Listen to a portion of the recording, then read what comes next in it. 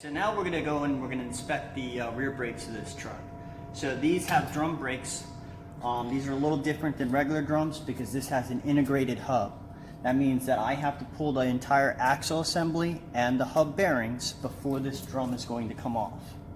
So what we're going to do is I'm going to show that to you now. So the first thing we're going to do is we're going to remove the axle.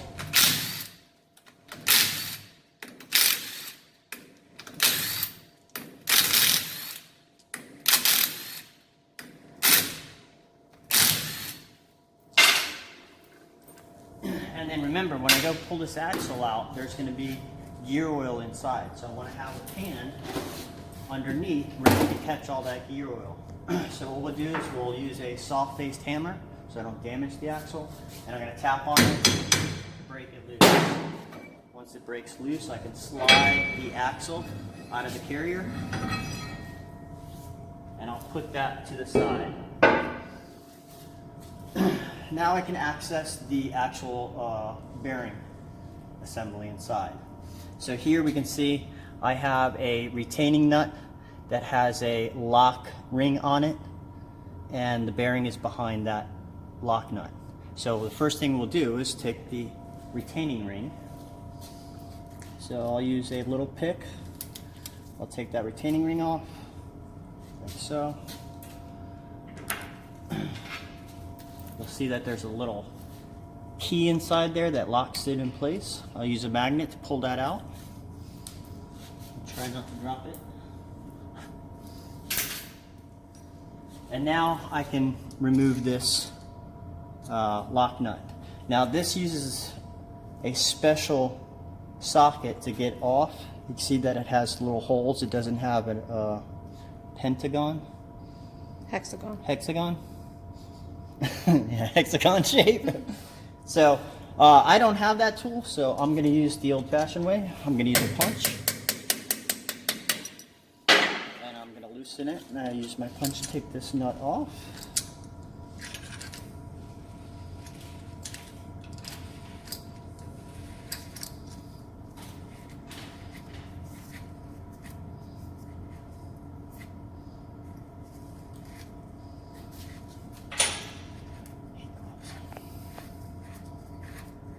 Okay, so now I have this nut off, like so.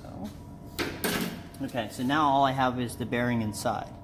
So I can pop that bearing off, and I can pull the whole drum assembly up and out.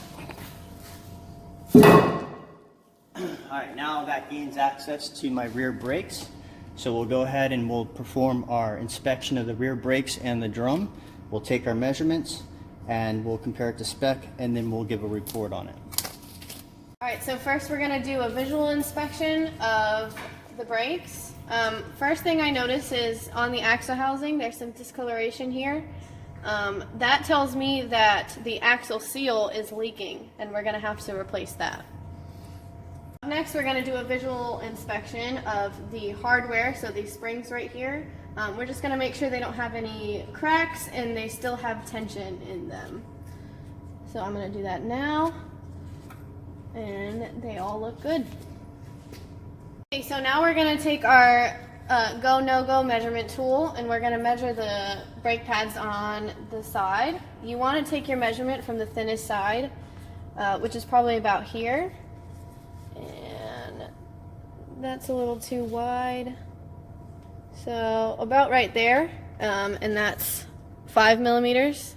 I do want to point out that the secondary pad is going to be thicker than the primary pad because the primary pad does most of the work during self-actuation. Okay, so now we're going to take a look at the shoe itself. We're going to check for any cracks along the top there. We're also going to look at the rivet holes and make sure they're not elongated. Elongated rivet holes happens when the shoe material and the table become separated, which causes it to shift up and down, wearing down those holes and making them elongated. So we're going to check both sides here, and it looks good. We're also going to look for any fluid contamination, so any brake fluid or oil that's on these shoes here. I want you guys to know that only 10% of contamination is allowable. So I just want to demonstrate this tool right here. Terry calls this rear brake tool number 1. We're going to take this spring off right here. All right, so first I'm going to use this end with the little notch. Okay, that notch is going to go right here, right under the top of that spring. Okay, we're just going to twist it and pull it out, just like that.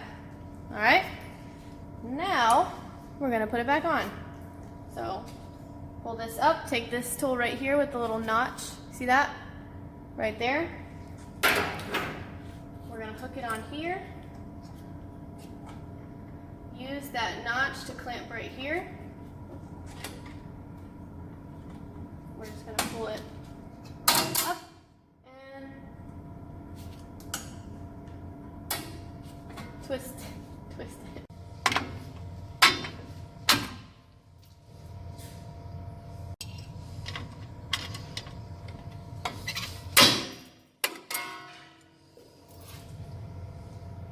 Demonstrate how to use the rear brake tool number 2. Specifically, I want to show you guys how easy it is. Alright, so first things first, you're going to put your finger on the pin in the back and your thumb on the shoe in the front. That's just going to hold the brake in place. Now you're going to take your tool, alright, push it into the pin, push down, twist, and release. And boom, it's that easy. There we go. Alright, now we're going to put it back on. So, you're going to want to point the pin so that it's facing vertically, the front of that right there. Alright. Now you're going to take your spring and your hat. Okay, hold it in with your finger into the tool, line it up vertically, push hard, and twist. And boom! That easy. There we go. Alright, so now we're going to do a visual inspection of the drum. We're going to look for any heat spots on the inside here. We're going to feel for grooves, which there are.